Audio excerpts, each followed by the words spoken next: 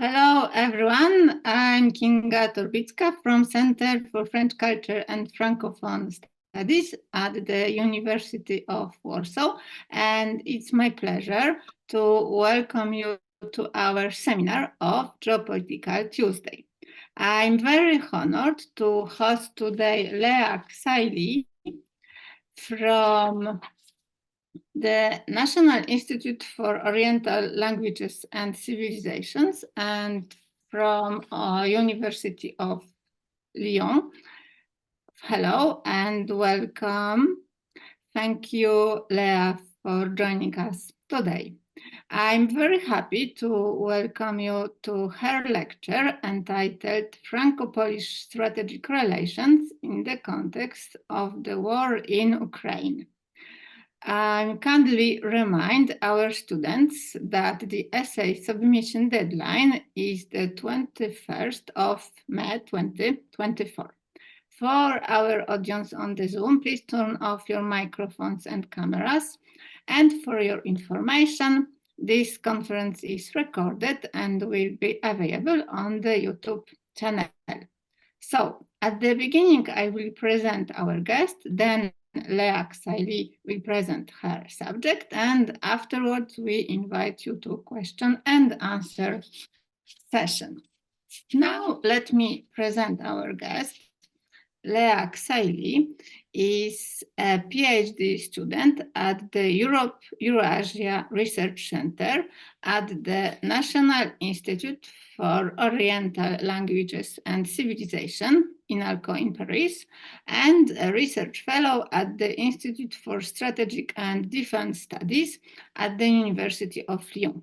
Her research is centered on defense and security matters in Eastern Europe, with a specific emphasis on Poland's Eastern policy.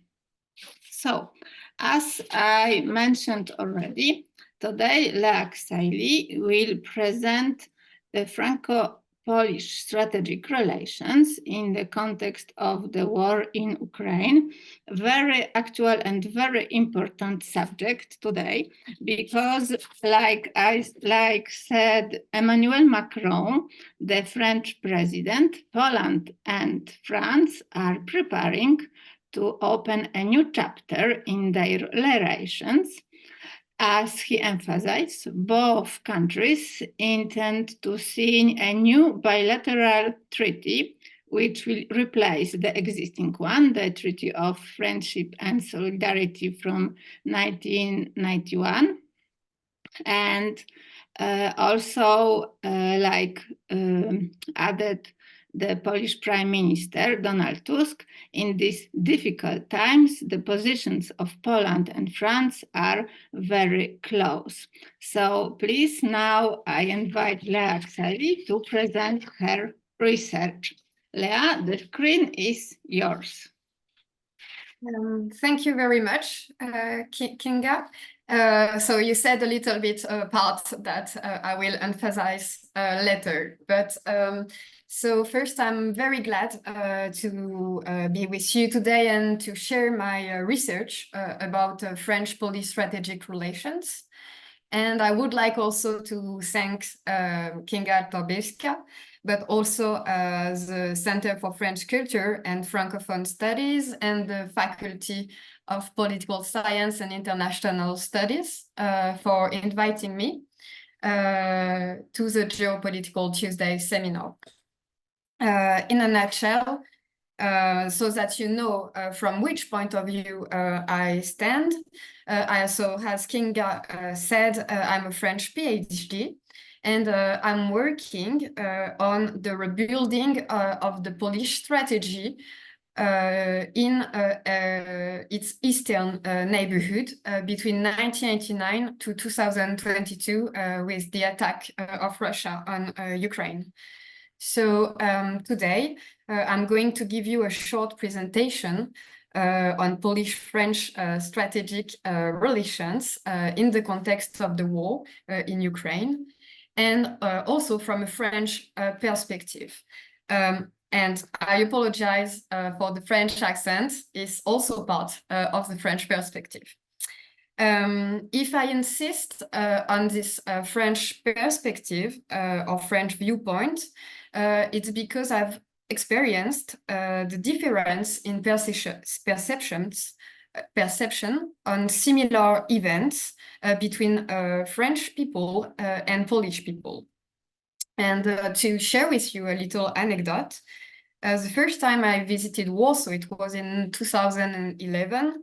I was just graduating from high school, and I talked with a Pole about the Second World War.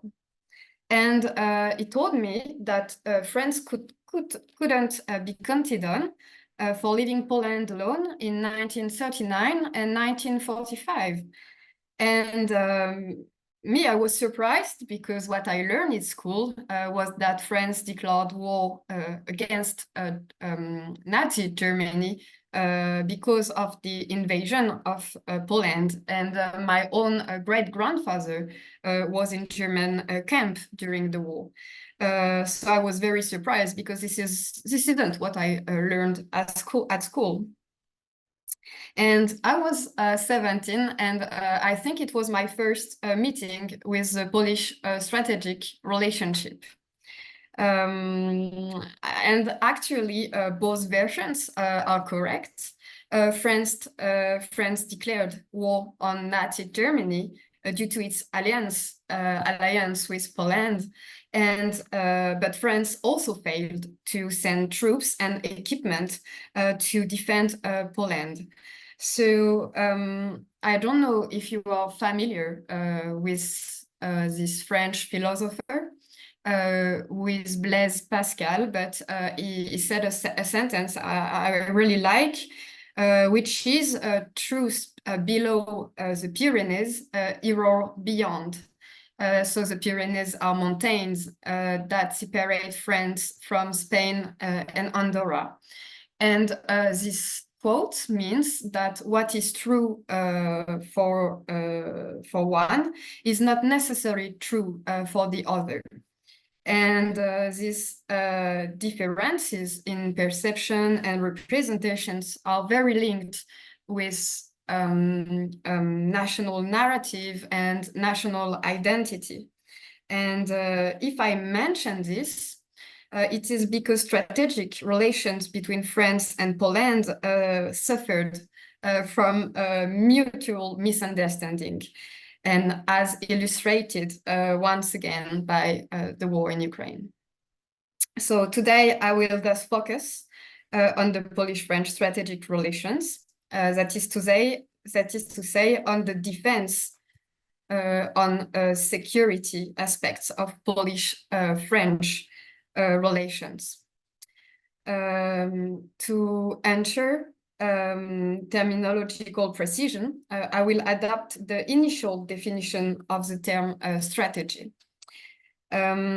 It's rooted in its Greek etymology, and it's signifying the act of mobilizing an army, so stratos, in anticipation of combat. And according to this definition, strategy is the art of organizing and conducting a series of military operations in advance, and also coordinating the action of armed force in the theater of operation. So today the main question is the following.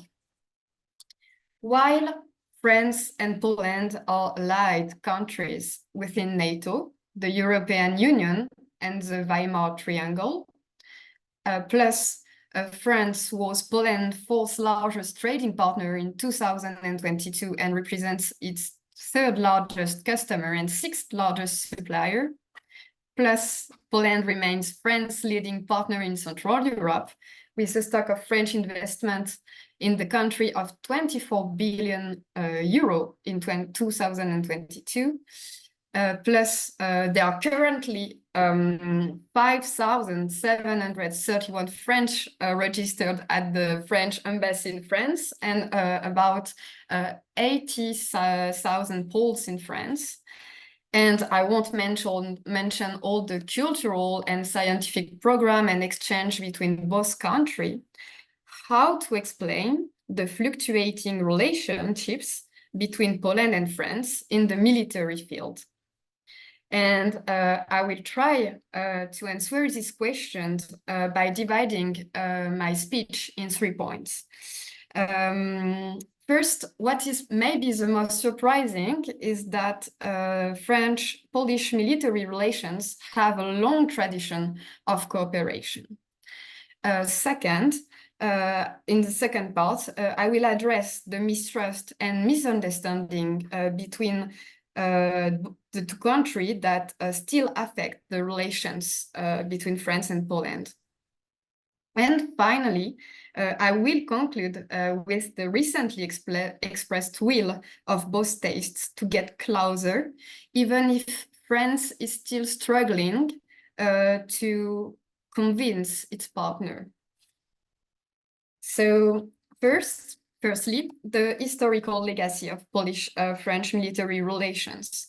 At first, I wanted to be very short about that part, but unfortunately, the relationships between both countries are very long-standing.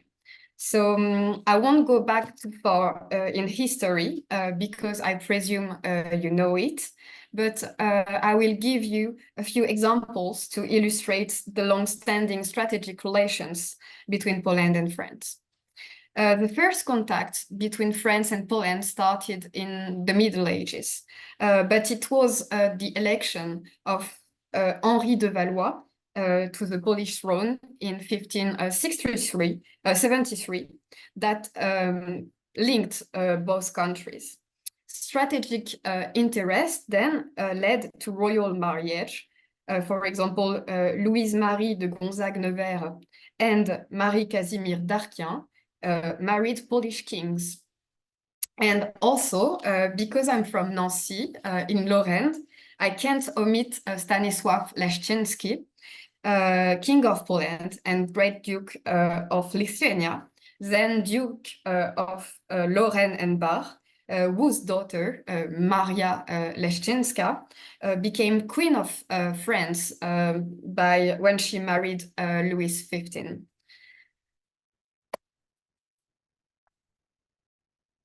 So after the third partition of Poland in 1795, many Poles believed that France would come to Poland ahead, as the countries that had partitioned Poland, so Prussia, Austria, and Russia, were all enemies of France. Many officers, soldiers, and volunteers emigrated from Poland from France. And there, so in France, special Polish units were created, commanded by Poles and using Polish ranks. They were known as the Polish Legion and were considered as a Polish army in exile under French authority. And Polish legions served in French army during the Revolution War and the Napoleonic Wars. And so here I will interrupt because we have I don't know if you know it, but we have an expression in France that Polish people don't really like, which is being drunk as a Pole. And actually, a lot of people think it's a negative comment, but the legend is the opposite. Actually, it's said that its origins would come from a decisive battle of Polish horse lighters in Spain in 1808, and the survivors of this elite unit were paraded before Napoleon.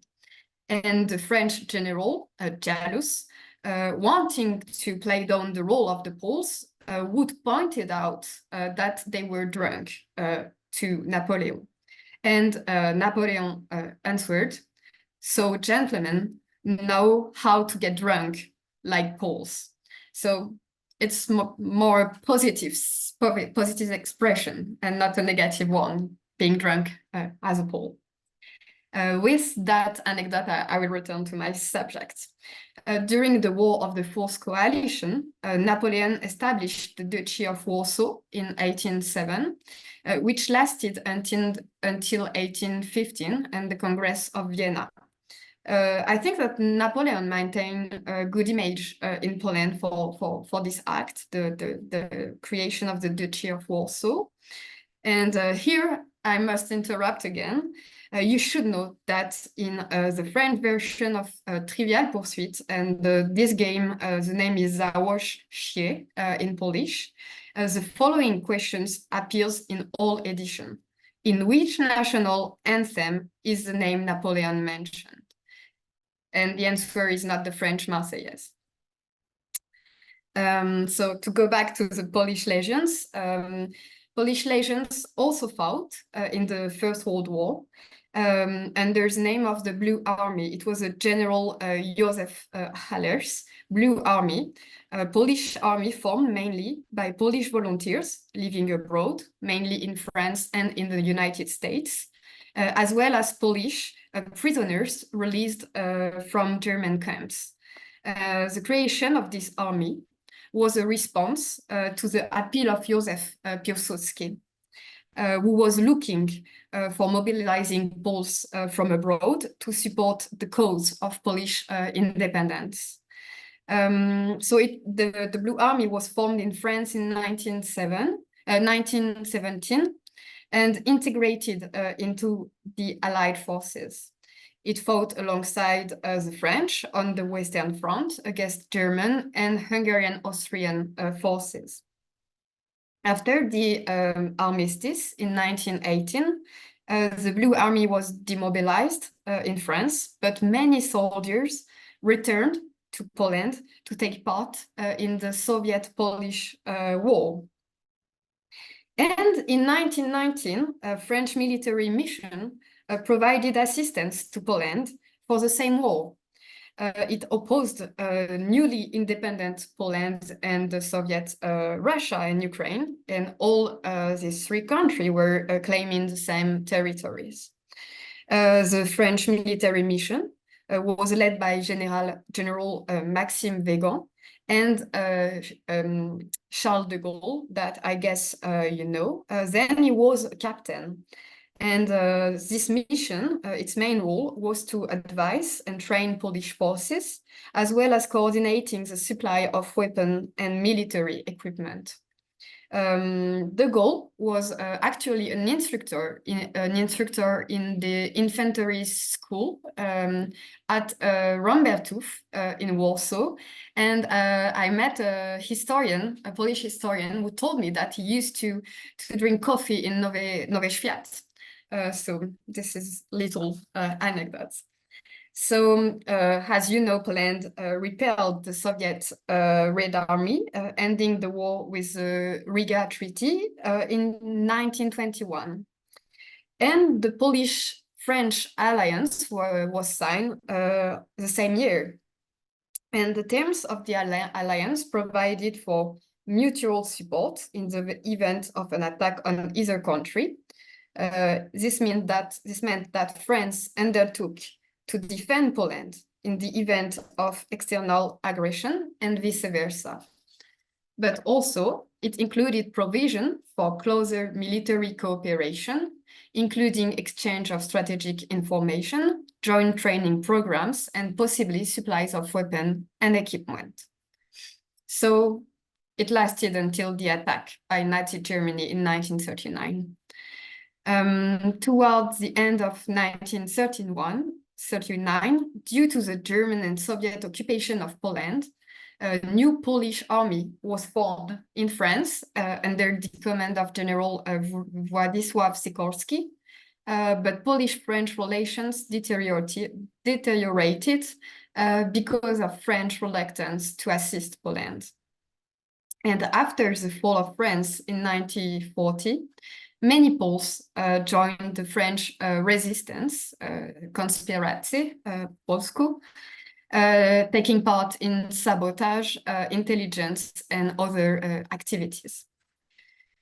Besides, Polish forces in exile continued to fight alongside the Allies during the war.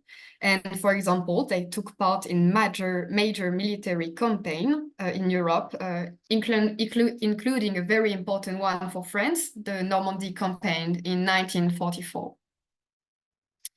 So after the war, during the communist era, military cooperation between the People's Republic of Poland and France remained limited. Well, I guess, you know, it's due to ideological differences and each country's political military alliances, Warsaw Pact for Poland and NATO for France. However, France and Poland cooperated in broader peacekeeping efforts. They contributed troops to the United Nations Emergency Force in Lebanon in response to the Suez Crisis in 1956 and worked together. They also contributed troops to the United Nations operation in the Congo in 1964, which was created after the country's independence in 1960. And then they participated in the United Nations Observer Force in Cyprus to maintain peace between the Greek and the Turkish communities in Cyprus in 63-64. And both countries were founding members of the United Nations Committee on Peacekeeping Operations in 1965. So this is the history legacy of the strategic relations between France and Poland. As you see, it was it is long-standing, and many events happened. Now, let's go back to contemporary times when mistrust and misunderstanding set in. I have to admit that French have some difficulty in understanding Central Europe.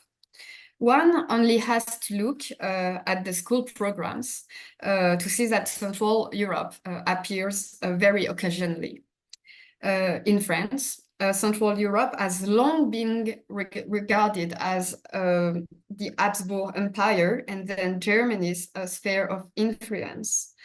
And the French historian Paul Gradual and Antoine Marès even refer to a blind spot in the French perception of this part of Europe. This can be explained partly by France's strategic interests, which were not primarily in Eastern Europe, but rather in Southern Europe around the Mediterranean.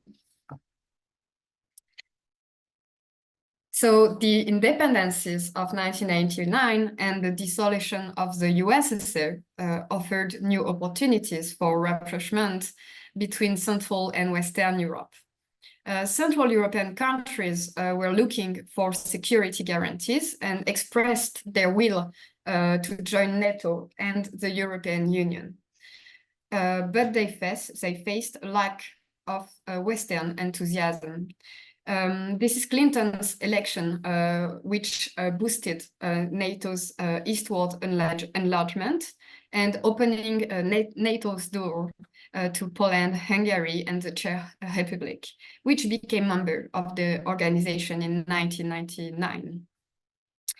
And I think it's important to look back at that time to understand the misunderstanding between France and Poland. We must consider history impact. Central Europeans felt deserted by their British and French allies during the Munich Conference in 1938 and World War II.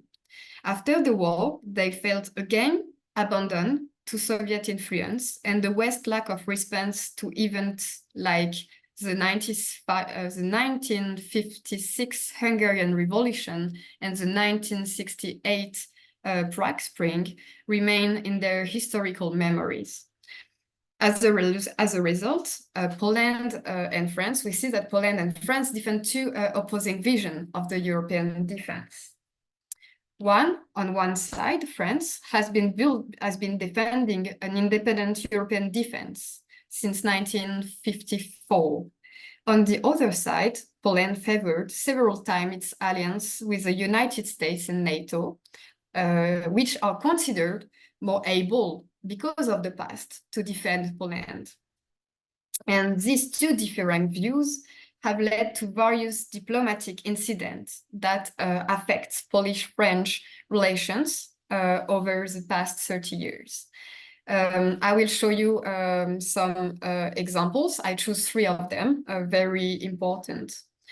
On December 1989, French President Mitterrand announced that he wished to found a European Confederation, included all countries between Brest in Western France and Vladivostok in Russia. It included the USSR, but excluded the United States. This project didn't find any support in Europe and even showed that France didn't really understand that Central European countries were looking for security guarantees. And the Confederation project didn't even address any defense issues. Moreover, the rhetoric used by the French president was that the Confederation could be an institution where the countries of Central and Eastern Europe would learn to cooperate and become conscious of their European identity.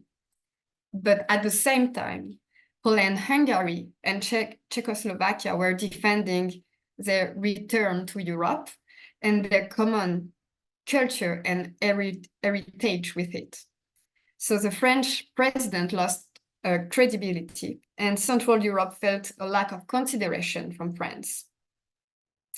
And even, according to the researcher Amélie Zima, the Central European countries perceived the French president's efforts as a support for Russia because of French hesitation to integrate the former Warsaw Pact countries into NATO for fear of offending Russia.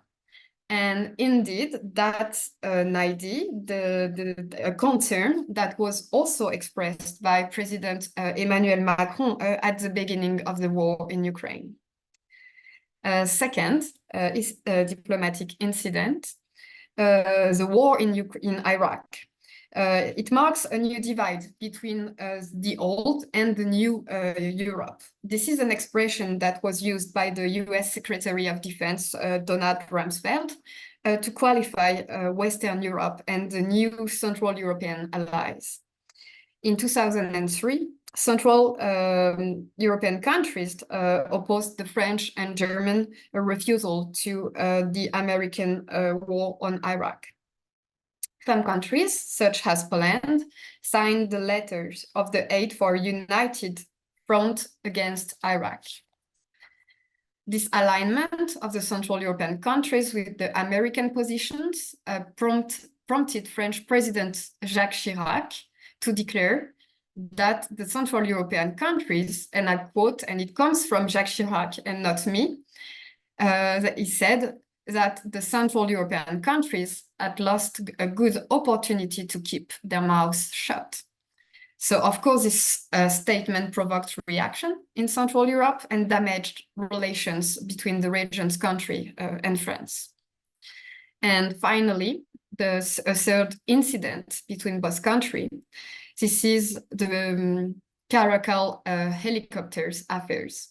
In October 2016, the new government, Law and Justice, decided to end the exclusive negotiations started in April 2015 to sign a contract for the purchase of 50 Caracal helicopters from Airbus helicopters.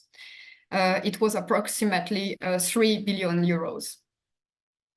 And instead, the government ordered Black Hawk helicopters from US competitor Lockheed Martin. This choice was a major political blow in France, which resulted in a complete halt to defense cooperation in 2017. However, the financial dispute was closed in December 2021 with the signing of a compensating agreement between the Polish government and Airbus helicopters. So I will go to my last part. this is my last point. There is a willingness now to forge closer ties between the two countries.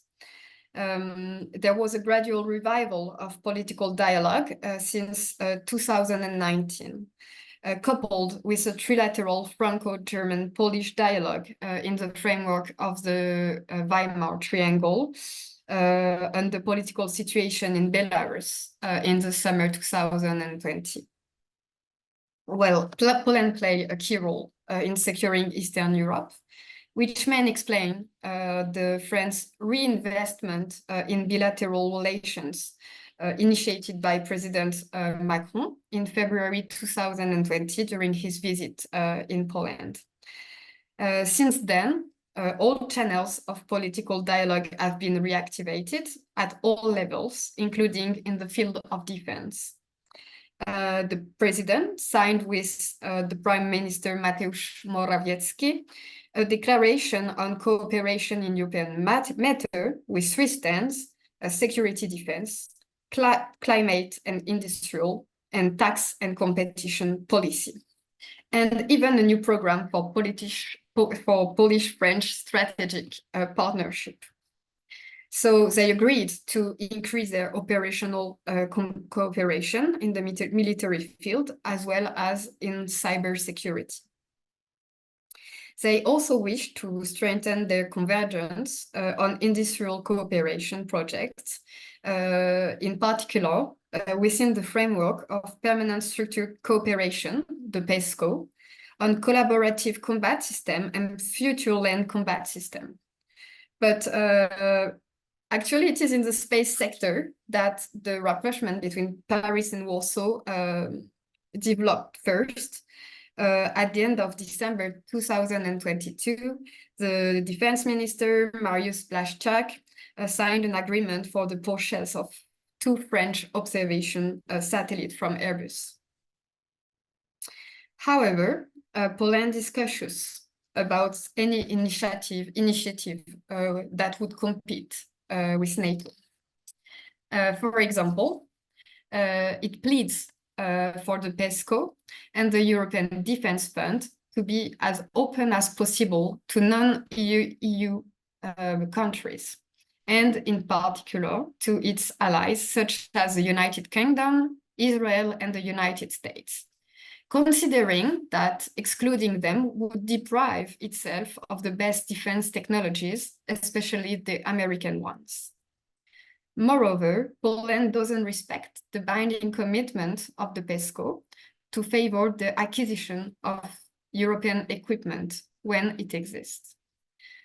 So if Poland's involvement in the field of European defense is fluctuating, European Union defense, it should be noted that in January 2022, Poland became the 6th framework nation of Eurocorps.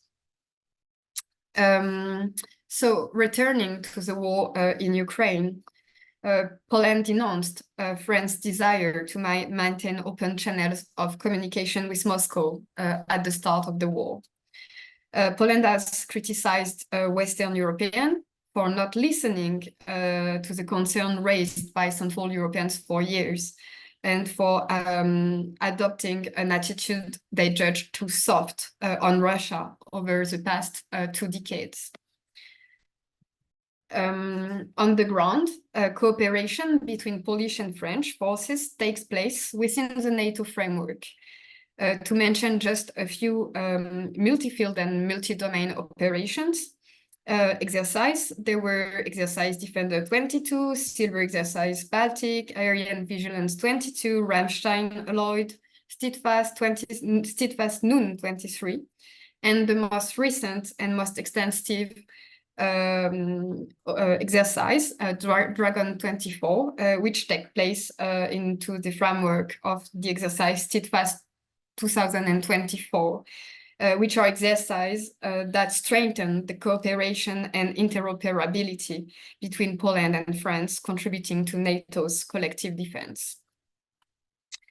Also, since February 2023, there are around 200 French soldiers and 50 translators that have been working in Poland to train 600 Ukrainian soldiers every 2 months as part of the European Union military assistance missions Ukraine. And more recently, the last 2 months, we've seen an alignment of French leaders' discourse with Poland stance on the war in Ukraine. On the 16th of February, Emmanuel Macron and Volodymyr Zelensky signed a bilateral security agreement in Paris. France has announced up to 3 billion euros in additional military aid to Ukraine, and Emmanuel Macron declared Ukraine will join the European Union, and I hope NATO too. A cause advocated by Warsaw since the early 2000s. This is a notable change of position for France. Until now, although France joined its European partner for Ukraine's future membership, it remained cautious about using the term membership. The president preferred to talk about offering security guarantees. Following the conference organized on February 26 in Paris with the heads of state and government of European countries, the French president declared that defeating Russia was essential to guarantee security in Europe. And with these words, he shares Poland's vision of the Ukrainian war as a threat to the whole continent. This is not an obvious view for French people, because far from the theater, the threat is not felt in the same way as in countries or on NATO's flank, eastern flank. Then the French president also added that sending Western groups. The French president also added that sending Western ground troops to Ukraine should not be ruled out in the future. Also, he said that at this stage, there is no consensus on this issue. All his Western partners expressed their objections. However, the firming of the French position met the expectations of Poland. And lastly, the new Polish government decided to revitalize Poland's relations with its, I quote, more important European partners. And the Prime Minister Donald Tusk visited Paris on the 12th of February. And during the press conference, the French president greeted him with a "Welcome back, dear Donald." And the words chosen reflects the French president's willingness to show friendship towards his Polish counterparts, which contrasts with the former relations with the previous Law and Justice government. Both countries announced, as Kinga said, the preparation of a new bilateral treaty to replace the 1991 one, in order to set a new framework for cooperation. And finally, we must also highlight the quick reactivation of the Weimar Triangle between France, Germany, and Poland on March 15 in Berlin, to discuss support for Ukraine, but also to tighten ranks in the face of Donald Trump's possible re-election and the possible maybe withdrawal of the American support of the war in Ukraine. Lastly, and I promise I will end on this remark. Also, relations between Poland and France seem to return to normal and even to be good. 3 days ago, there were a publication on French liquefied natural gas imports from Russia, which undermined confidence in France. France explained that it is bound by long-standing contracts. What is interesting is that when I made research, is that the topic received much more coverage in Polish newspapers, press, than in French ones. So I guess that for its Polish partners, France still appears to be at odds. So to conclude,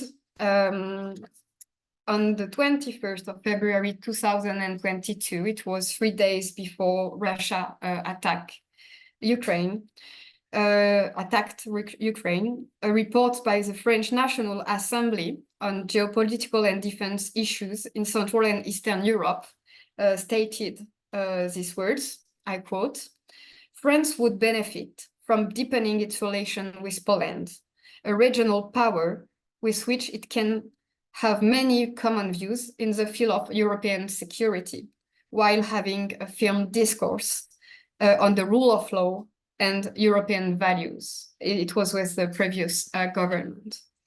Here were the recommendation issued in France concerning the relationship with Poland. Thus, I guess the Polish-French strategic relations seems to deserve more in-depth consideration. So I thank you for your attention, and I would be glad to listen to your comments and answer your questions. Thank you very much, Lea, for this very interesting French perspective on the French-Polish relations. It was very interesting, and I wish we will have a lot of questions and comments. So do not hesitate to write your comments on the chat or to shape your hand if you want to speak to our guest. Don't be shy. So I see the first question on the chat from Stanisław Krasiński. Do you want to ask the question yourself, or? Well, I tried to see the chat. I'm sorry, I'm not really. Okay, so Maybe Stanisław Krasiński will himself ask the question. Yes, I can, but Please. I'm in a quite a loud place, so I hope you can hear me. Thank you for the lecture. It was very interesting. And I was wondering about the kind of upcoming bilateral agreement you mentioned between France and Poland. Because you said that it's like establishing a new framework, and I was wondering if you can kind of expand on that, and what does that actually mean, and what does it mean for their joint efforts in Ukraine? okay, so for now, it was just an announcement, and I guess both countries will work. Of course, both Foreign Affairs Ministry and Defense Ministry, but for now we just have an announce, and so I don't know what will be written in it and what effects it will have on the efforts in Ukraine. So we don't. I didn't even find a date of the publishing of this new contract, this new agreement. Sorry, and when you imagine that the last one was in 1991, I guess it needs a lot of work to be modernized. So yeah. Okay, so it's more just modernizing. Is there like a concept even, or is it still completely unknown? No, it's a treaty of friendship between Poland and France. So this is the basic treaty between the two countries. And so, as I said, the last one was in 1991. So it was at the end of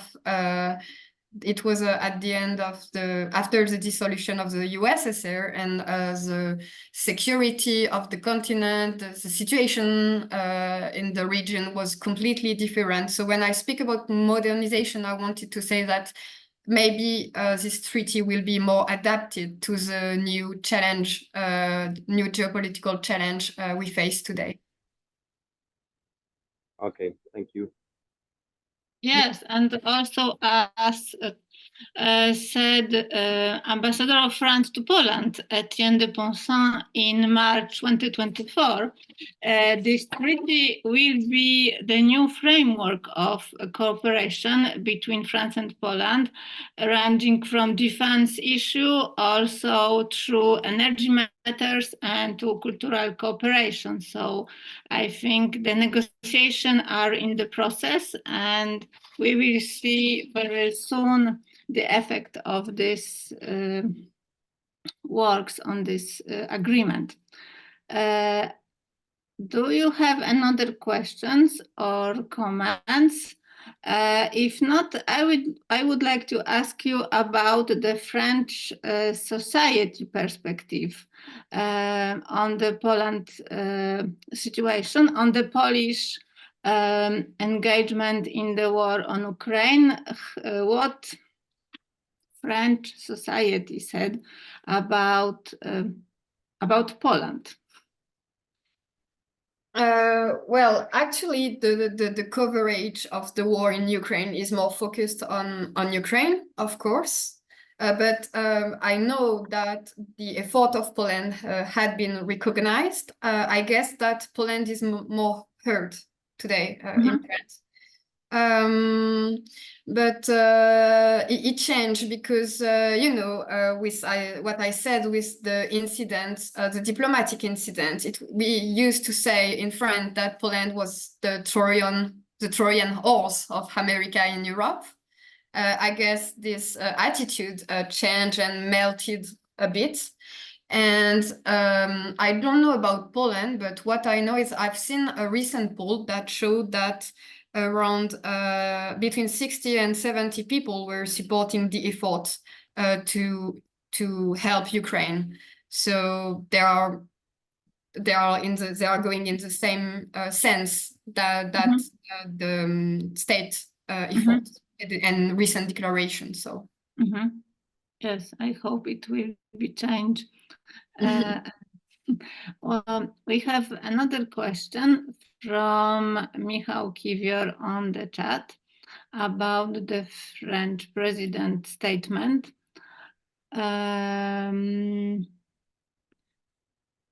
French president recently said that sending troops to Ukraine is possible. What would be purpose of that? I think the French soldiers are already in Ukraine, but if you want to add something, maybe Lea? Yes, I want first to say that there was a huge press, let's say, reaction about this sentence. What he really said in France was like, we should keep this option open. And then the analysis said that it was trying to play strategic ambiguity to make Russia not knowing if Western troops would intervene or not. So I mean, then now they try to calm down the game, because when he said this sentence, the American, the German, even the Poland state said we won't send troops. So I guess it just say it could be an option. So I don't know what he think and what would be the operation. Once again, his explanation after that was about the strategic ambiguity, which means that we shouldn't say to the enemy what we will do. So yes, this is what I can say about the last statement of the French president. We will see.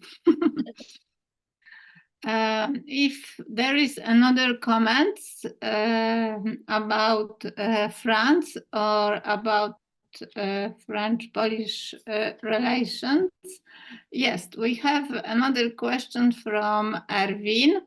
Maybe do you want to ask yourself the question, Erwin Rabagioli? I can, if there are no problems with my listening. Can you hear me properly? Yes. Yes. Yes, okay. My question is a little bit connected with internal French politics. Do you think that Prime Minister Gabriel Attal is being prepared to become the successor of President Macron? Because after the nomination of Mr. Attal, there were some rumors that this kind of the start of the process of beginning him to prepare to become the next president of the Republic? And if so, what would be his approach to the primary issues of the international politics and to the Polish-French relations? Thank you for your answer. Well, it's it's a bit complicated to answer because we never can really I mean guess the future. And I think I understand why you asked this question, because there are some how to say, rumors would say that Gabriel Attal would succeed Emmanuel Macron, because as you know, in France you can do only 2 mandates, so Emmanuel Macron can't be elected again. So I guess this is why you asked the question. And I have no idea. I mean, I can't say what if he's ready or if he wants to be president. I mean, for now, this is some, you know, topic that the press is speaking about, but the next election will be in 2027. So we still have 3 years, and a lot of things can happen in 3 years. And I have also no idea what would be, if he would be a president, his position towards Poland. Yeah, so I'm sorry, I can't tell you about the future. Okay, thank you very much. Very difficult question indeed. Yes, this you have still the chance to ask the questions to our guest. Maybe another question about the current situation in Ukraine, considering the ongoing conflict and also another global changes. What do you think are the new perspective, and if this new perspective may emerge regarding the strategic partnership between France and Poland this year or maybe in the future? Well, with the new government, I think in Poland, maybe you will tell me if you felt it like that, but that the new government, as I said, they want to revitalize the relationship with the European partners. And to be honest, I was surprised that it comes as fast. Tusk arrived in December, and in February he was already in Paris. And also the Weimar Triangle was very fast reactivated. Actually, also because there was a declaration of Donald Trump with the election, the concern of European with the American elections, and if Donald Trump would be elected, will the United States, will they stay in the game or not? So I was surprised how fast the Europeans, especially Germany, France, and Poland, joined together to express their will to support Ukraine. And they also said one sentence that I think is important, but they said that they will never be the first to provoke an escalade. Mm-hmm. And I think it's an important sentence that, yeah, it seems that they want to continue together. So we will see. Yes, and the situation is also very important because of the very difficult situation in Ukraine. And like you said, because of the American election. And I think that Weimar Triangle is a very good platform of cooperation for these 3 countries. So I think we hope for a really new chapter in bilateral relations. And the situation will be very dynamic also. So we have a lot of hope for this new chapter. So if there is some questions or comments, because I have a lot of questions, but I hope you also. Yes, I see Filip Barański, so please.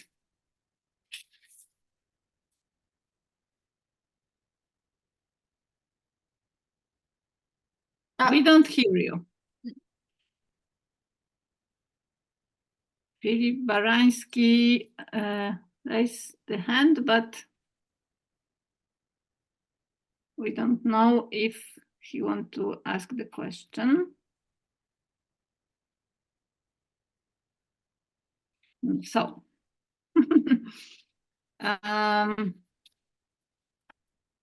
Sorry, I had a serious trouble with my microphone. Okay. Yeah. I'd like to ask, what do you think about potential cooperation between France and Poland in terms of energy security after the outbreak of the war in Ukraine? And do you think will France and Poland coordinate their efforts to diversify energy sources and of course reduce dependency on Russian energy supplies? Well, so as you said, this is my last slide. 3 days ago, we discovered, or I mean, at least this is Politico, an Anglo-Saxon newspaper that published that France was importing 40%, I think, of its gas from Russia. So I guess Poland and France are not on the same page on this topic. I have to say also that France has a lot of diversified source of energy, has different source of energy which are not the same that Poland. So actually, I don't know if they will consider to buy the energy, the GNL that will arrive to Poland from the Baltic Sea. We will see if there will be cooperation projects. What I know that for now they cooperate to have a more clean energy project linked to ecological efforts in the framework of the European Union. So that's all I know on the chapter of energy. But maybe Poland will become a supplier of energy to France. So thank you very much. It was a very good question. Actually, I think I will work on it to have a better answer. You can write me if you want. There was my email address. Yeah. Thank you very much. Yes, my student, Paweł Jastrzębski, please. What was the French view of the Caracal transaction about the situation when it was cancelled? Sorry, can you ask me? Can you ask the question again? What was the French view of the Caracal transactions cancellation? Oh, it was a huge breach. So as I said, for France, it was a political blow because they were negotiating and they were supposed to sell. It was exclusive negotiation. And with the change of government, because they were negotiating with the previous one before the arrival in power of law and justice in 2015, I'm sorry. So yeah, it was a political blow, and I have, by the way, an anecdote.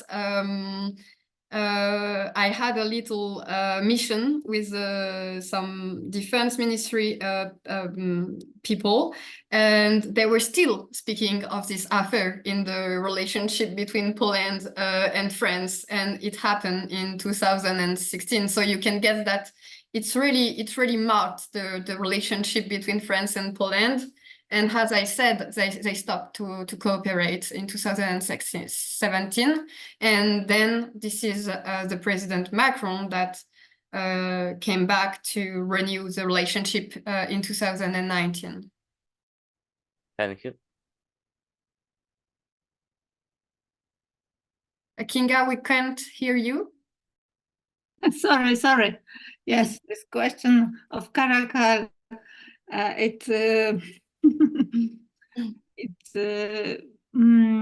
repeat very often in the conversation between France and Poland. I think it's still sensitive for French people.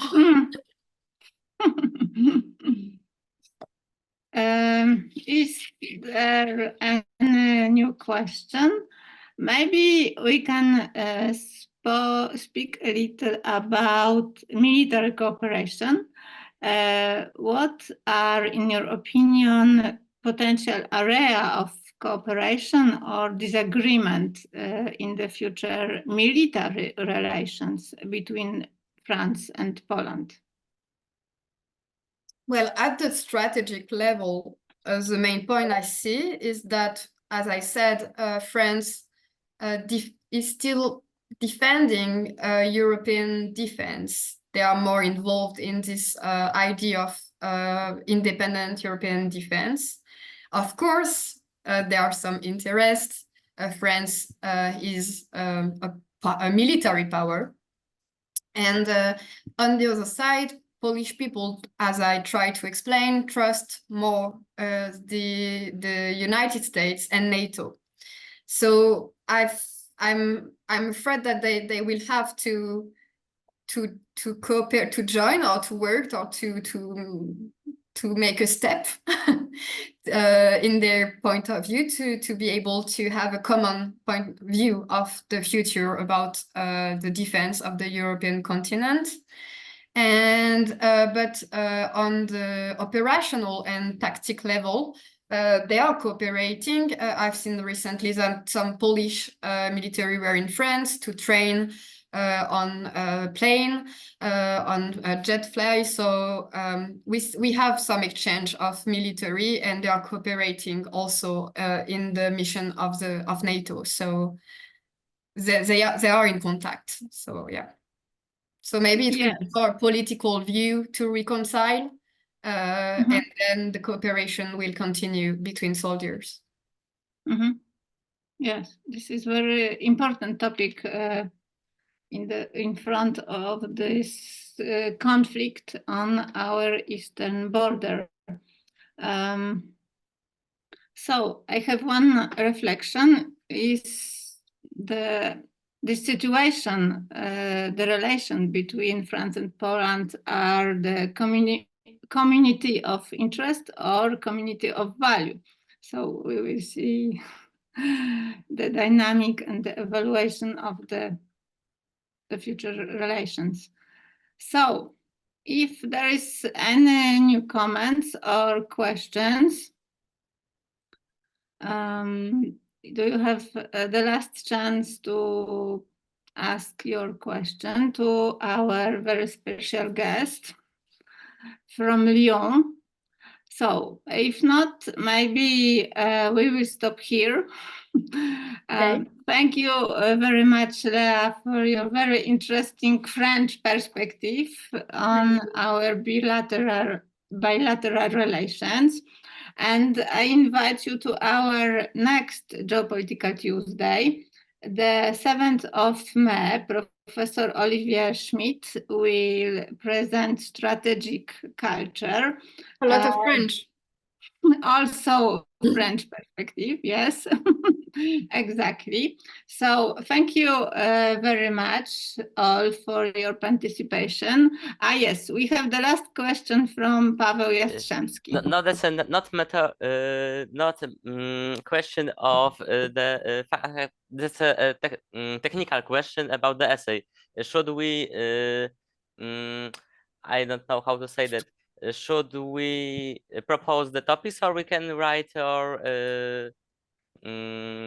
anything connected with the topic of the subject of the?